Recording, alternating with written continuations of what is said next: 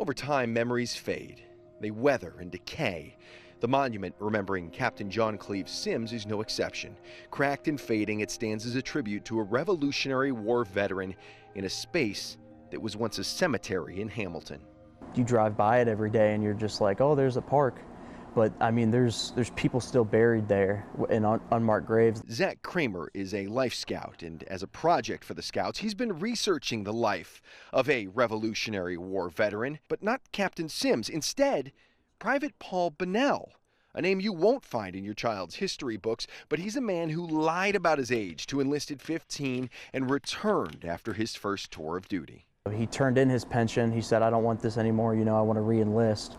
Ended up being shot in the head by a musket ball, and then came out, and then he was like, I want to re-enlist again, and he fought again, and he fought in both the Revolutionary War and the War of 1812. In Kramer's research, he learned Private Bonnell is buried in the old 4th Ward cemetery next to his wife Mary.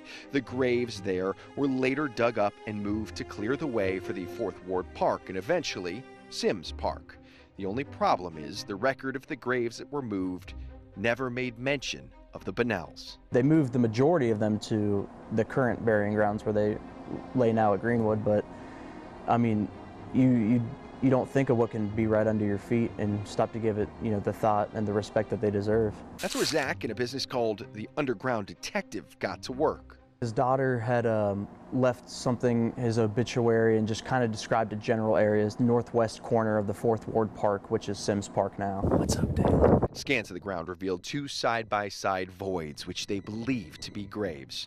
Kramer's project includes building a bench and plaque to remember the 2 Bonnells believed to still be buried in the park. It just didn't sit right with me, and I mean, I'd love to do more, but right now I'm just focusing on Mr. Bonnell and his wife.